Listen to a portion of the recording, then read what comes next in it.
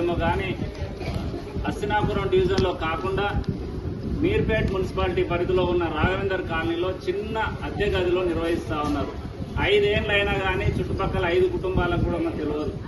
మరి ఇది 3 సార్లు హస్తినాపురం ప్రజలు ఎమ్మెల్యే సుధీర్ రెడ్డి గారికి ఓట్లేసి గెలిపించినందుక, సుజాత నాయక్ గారికి ఓట్లేసి గెలిపించినందుక, మాజీ కార్పొరేటర్ పద్మనాయక్ గారికి ఓట్లేసి గెలిపించినందుక హస్తినాపురం డివిజన్ ప్రజలకు ప్రభుత్వ ఆరోగ్య సేవలు అందకుండా చేశారు.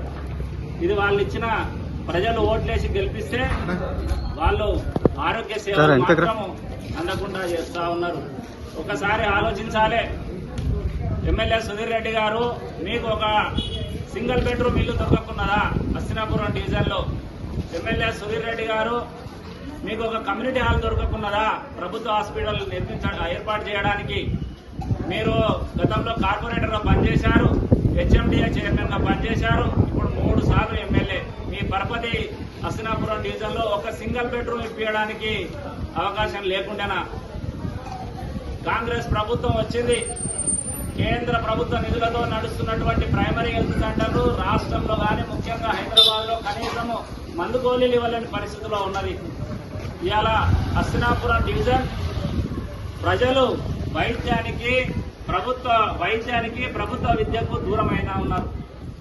ఈ హాస్పిటల్ పరిస్థితి ఇట్లా ఉంటే ఆల్రెడీ నందనవనంలో 4 బస్తీ దవాఖానాలు ఉన్నాయి. మీర్పేట పరిధిలో పక్కనే మంత్రాల చెరువు కింద హాస్పిటల్ ఉంది. వీళ్లకు హస్తినాపురాన్ని తీసుకొచ్చి అవగాహన లేకుండా, ప్రజలపై ప్రేమ లేకుండా, ప్రజలకు ఆరోగ్య సేవలు అందించాలనే ఆలోచన లేకుండా తెచ్చి మీర్పేట మున్సిపాలిటీలో పెట్టారు. హాస్పిటల్ పరిస్థితి ఇట్లా ఉంటే నిన్న కాక మొన్న నందనవనంలో ఒక హై స్కూల్ ఉంది. నందనవనంలో పిల్లలు చదువుకున్న వాళ్ళు ఎటువంటి వాళ్ళు? పూరెస్ట్ ఆఫ్ ది పూర్, చాలా పూర్ విద్యార్థులు వస్తూ ఉంటారు ఆ స్కూల్ కి. రాష్ట్ర ప్రభుత్వము ఒక కమిటీ ఏర్పాటు చేసింది, అమ్మ ఆదర్శ కమిటీ అని. దాంట్లో ఎవరైతే పిల్లల తల్లిదండ్రులు ఉంటారో వాళ్ళే చైర్మన్, సభ్యులుగా ఉండాలి. కానీ ఇక్కడున్న స్థానిక కాంగ్రెస్ నాయకుల సహకారంతో, కాంగ్రెస్ నాయకుల ఆ సూచనతోనే ఒక కార్యకర్తకు కట్టబెట్టారు. ఆమెకు పిల్లలు లేరు. ఎట్లా ఉంటుందంటే, పక్కంటి పిల్లలని మనం సంరక్షిస్తే ఎంత గలీజుగా ఉంటది. ఇవాళ కాంగ్రెస్ పార్టీ కూడా పిల్లలు లేని తల్లిని తెచ్చి చైర్మన్ గా చేశారు. ఓన్లీ ఒకటి ఏంటంటే, ఇక్కడ కార్పొరేటర్ సుజాత నాయక్ ఎమ్మడి తిరుగుతుందన్న ఆలోచనతోనే ఒక రేణుక అనే మహిళను, కాంగ్రెస్ కార్యకర్తను చైర్మన్ గా పెట్టి ఆ పాఠశాల అభివృద్ధిని కుంటుపట్టించారు. పాఠశాలలో ఎక్కడి సమస్యలు అక్కడలోనే కనీసం డ్రైనేజ్ సమస్య, కనీసం ఒక చాక్ పీసులు అందించే సమస్య అన్ని వెంటాడుతున్నా గానీ అక్కడున్న చైర్మన్ పిల్లలు అందులో చదవట్లేదు కాబట్టి ఆమె పట్టించుకోవట్లేదు.